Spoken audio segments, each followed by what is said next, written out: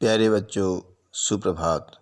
आज हम रिमझिम में पाठ 18 चुनौती हिमालय की के अभ्यास कार्य के बारे में अध्ययन करेंगे। प्रश्नोत्तर। हमारे देश के प्रथम प्रधानमंत्री कौन थे? हमारे देश के प्रथम प्रधानमंत्री पंडित जवाहरलाल नेहरू थे। पंडित जवाहरलाल नेहरू कहाँ की यात्रा करना चाहते थे?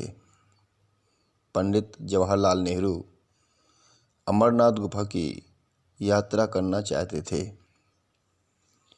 जवाहरलाल नेहरू ने किसके साथ अमरनाथ की यात्रा आरंभ की?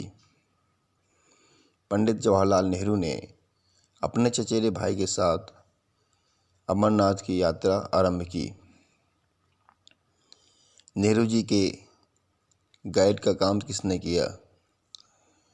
नेहरू जी के गाइड का काम किशन नाम के गडरिये ने किया। किसकी नाक से खून बहने लगा और क्यों? पहाड़ों की ऊंचाई बढ़ने से कुली की नाक से खून बहने लगा। नेहरू जी को अमरनाथ पहुंचने के लिए कितनी यात्रा करनी थी और पहाड़ कैसे दिखाई दे रहे थे?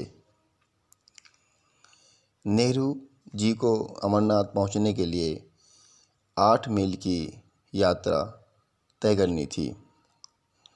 वहां पर पेड़ पौधों का अभाव था, सिर्फ पथरीली चट्टानें एवं सफ़ेद बर्फ दिखाई दे रही थी। नेहरू जी को पर्वतारोहण में किन किन कठिनाइयों का सामना करना पड़ा? नेहरू जी का पैर फिसलता और कभी बर्फ में पैर धंसता जाता, परंतु सामने एक गहरी खाई मुँह फाड़ निकलने के लिए तैयार थी। अचानक उनका पैर फिसला और खाई में गिर पड़े।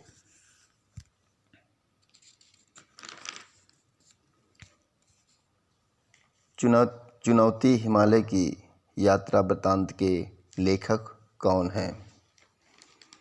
सुरेखा पणिदिकर।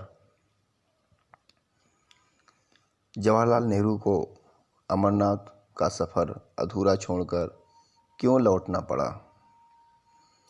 गहरी और चौड़ी खाइयों की तादाद बढ़ने के कारण पंडित जवाहरलाल नेहरू को अमरनाथ का सफ़र अधूरा छोड़कर लौटना पड़ा।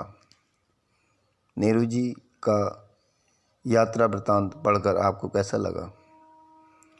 नेहरू जी का यात्रा वृत्तांत पढ़कर ऐसा लगता है कि मनुष्य मन में ठान ले तो कोई भी असंभव काम संभव कर सकता है। नेहरू जी ने पर्वतारोहण में अनेक मुश्किलों का सामना किया, परंतु वो पीछे नहीं हटे, पर बड़े उत्साह के साथ वो आगे बढ़ते रहे। नेहरू जी को बच्चे बहुत प्रिय थे, इसलिए बच्चे उनको चाचा नेहरू कहते थे। धन्यवाद।